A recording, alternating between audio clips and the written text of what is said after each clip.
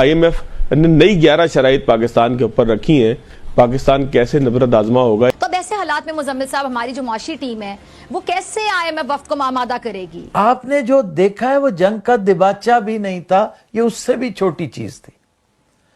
आने वाले दिनों में ये चीज शिद्दत इख्तियार करती जाएगी। ज़रूरी पानी की किल्लत के बायस फसलें तबाह हो रही हैं और काश्तकार एहतजाज कर रहे हैं, जबकि देही इलाकों में पीने के पानी का हुसूल भी मुश्किल हो चुका है। भारत के सख्त विरोध के बाद अब इंटरनेशनल मॉनिटरी फंड ने बेल आउट पैकेज को लेकर के पाकिस्तान पर सख्ती और ज्यादा दिखाई है। लश्कर तैयबा का बंदा है जो कि नेपाल में कमांडर हुआ करता था, उसको जो है वो बदीन सिंध के अंदर जो है वो आज कत्ल कर दिया गया है। कहते हैं कि इंडिया में ये बहुत सारे वाकयात में इन्वॉल्व रहा है 2005, 6, 7, 8 के दौर में। हिंदुस्तान मुहिम चला रहा है तुर्की के बाइकआउट का, अजरबैजान के बाइकआउट का।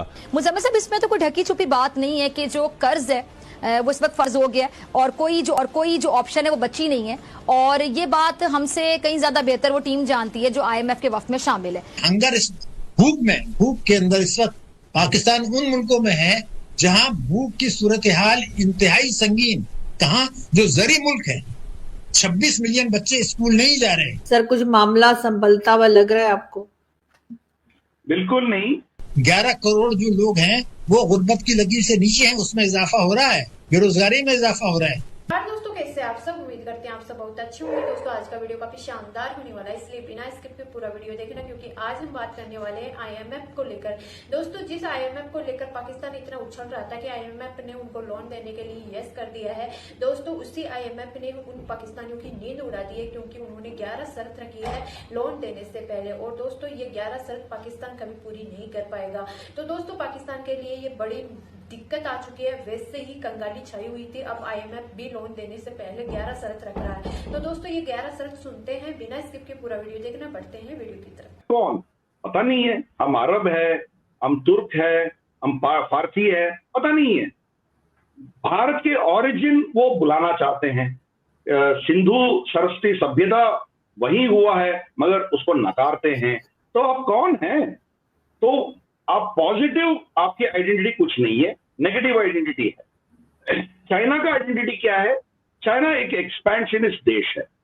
वो चाइना का हान चाइनीज जो एरिया है बहुत छोटी सी जगह है, बाकी 5 इलाकों को कब्जा करके बैठा है।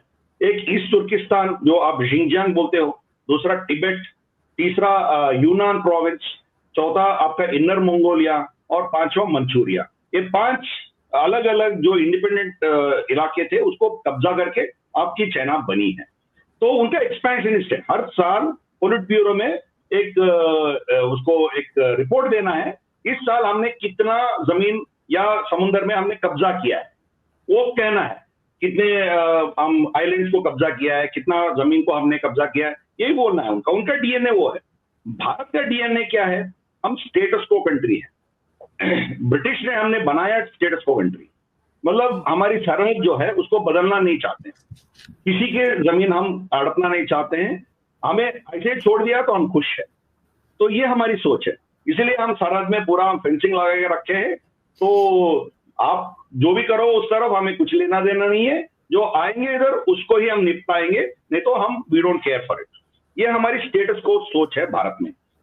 इसीलिए अब जो हुआ है, जो भी हुआ है ऑपरेशन सिंदूर में, पहले दिन से भारत का यही एक नैरेटिव था कि हमने ये 9 पोजीशंस में हमने मार के आया है, इसके आगे हम कुछ करना नहीं चाहते हैं, हम यहां रुकना चाहते हैं।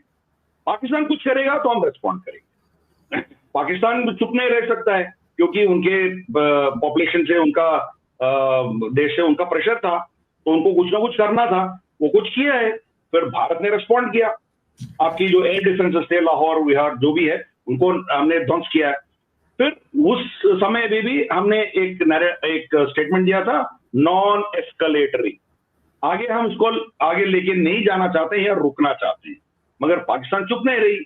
फिर फट ऑफ 1, फट ऑफ 2 क्या क्या मारते गया। फिर भारत ने रिस्पॉन्ड किया, उनके जितने भी 11 जो एयरफोर्स बेसेस है उसके ऊपर हमला किया। उसके बाद ऑलरेडी हमने बोल चुका है कि हम यहाँ रुकना चाहते हैं। तो डोनाल्ड ट्रंप हो, डोनाल्ड ट्रंप नहीं हो, उसे कोई लेना नहीं देता। पहले दिन से हम एक्शन करने के बाद सीजफायर के बारे में बात किया था। इसीलिए हम स्टेटस को चाहते हैं। अभी भी पाकिस्तान कुछ नहीं करती है तो भारत चुप रहेगी। अब मोदी जी का स्टेटमेंट आपको याद होगा, इलेक्शन से पहले, 2024 के इलेक्शन से पहले कुछ चैनल पे गया था, उनका बयान था, उनका स्टेटमेंट था पाकिस्तान के बारे में। जब उनसे पूछा गया, उनका स्टेटमेंट था 2 वक्त का रोटी उनका मिले वो ही अच्छा है, उससे हमें कोई लेना देना नहीं है। मतलब हमारी सोच जो है, हमसे आप कुछ मत करो, हमारी यहाँ आके कुछ गड़बड़ मत करो, आप आपकी जिंदगी गुजारो, हम अपनी जिंदगी गुजारेंगे, आपसे कोई लेना देना नहीं है। स्टेटस को मेंटेन करने वाली सोच भारत में है। इसीलिए अब जो भी होगा पाकिस्तान के हाथ में है। पाकिस्तान चुप रहेगी, भारत कुछ नहीं करेगा, ऐसे ही रहेगा, ऐसे चलता रहेगा। जो 10 साल में हमने बात नहीं किया किसी चीज की, तो चला ना, फिर 5 साल और 6 साल और चलेगा, क्या फर्क पड़ेगा। मगर कुछ और हद तक करेंगे, कोई वहां से आएंगे, कुछ करेंगे, ऑब्वियसली भारत का रिस्पॉन्स तो अभी होगा। तो इसीलिए इसका जो भी चेंजेस आएंगे वो पाकिस्तान के हाथ में है। एस्केलेशन करना है नहीं करना है उनके हाथ में है। असीम मुनीर का सिचुएशन ऐसा था कि पाकिस्तान की फौज में भी दरार आ गई थी, तो कुछ लोग इमरान खान को समर्थन दे रहे थे, कुछ लोग असीम मुनीर के समर्थन में थे, तो समाज में भी ये बदलाव थे। तो फिर बलूचियों का इश्यू कुछ और था, और खैबर पख्तूनख्वा में कुछ और चल रहा है। फिर यो जो 6 जो कैनाल्स के चलते हुए सिंध में भी गड़बड़ होना शुरू हो गया। फिर गिलगित बाल्टिस्तान को अलग हिस्सा है, अलग प्रॉब्लम है। तो इन प्रॉब्लम के चलते हुए देश को इकट्ठा रखने के लिए देश के बाहर कोई ना कोई शत्रु चाहिए असीम मुनीर को। इसीलिए भारत के साथ जो किया वो किया है। तो अब क्या हो गया, सब इकट्ठे हो गया ना। अभी अपने अपने डिफरेंसेस को बाजू रख के वो फौज के साथ और देश के साथ खड़े हो गए। इमरान खान भी खड़ा हो गया। पहला क्या था, हर दिन यही था ना, इमरान खान और एस्टैब्लिशमेंट के बीच में यही गड़बड़ चल रहा था हर दिन। वो सब बंद हो गया ना, दिन पूरा बंद हो गया। तो ये असीम मुनीर का एक स्ट्रैटेजी था कि कोई एक्सटर्नल शत्रु आएगा हमारे लिए, तो अंदरूनी जो इश्यूज है उसका हम समाधान कर सकते हैं। चाइना भी वही किया था 1962 में, जब माओ जेडोंग के चलते हुए वहां इतना अकाल पड़ गया था, 1 करोड़ से ज्यादा लोग मर गए थे, तो उनको कोई ना कोई एक्सटर्नल एनिमी चाहिए था। इसीलिए भारत के साथ वो जंग छेड़ा। फिर जो हुआ 1962 में, तो सब अपने अपने जो डिफरेंसेस है, अपने जो कमियां हैं, वो भूल के फिर फौज के साथ और सरकार सीसीपी के साथ खड़ा हो गया। तो ये एक स्टैंडर्ड फॉर्मूला है। अंदरूनी प्रॉब्लम्स के लिए एक बाहर के शत्रु ढूंढना एक नॉर्मल सी है। तो अब जितने बम्बार्डमेंट हुआ है, जो भी हुआ है, जो भी घटना हुई है, इसके चलते हुए पाकिस्तान में एटलीस्ट टेम्पररीली एक यूनिटी जैसा हम देख रहे हैं उधर। सो गाइस, आपको मेरा ये रिएक्शन वीडियो कैसा लगा? अगर अच्छा लगा है तो प्लीज सब्सक्राइब कीजिए, शेयर कीजिए, बेल आइकन ऑन कीजिए, ताकि आपको आने वाली हर एक लेटेस्ट न्यूज आसानी से मिल जाए। उम्मीद करते हैं आप लोगों को मेरा ये वीडियो पसंद आया होगा। पसंद आया तो ज्यादा से ज्यादा शेयर करना, ताकि हमारे और भी भाई बहन इस न्यूज को देखकर जानकारी हासिल ले।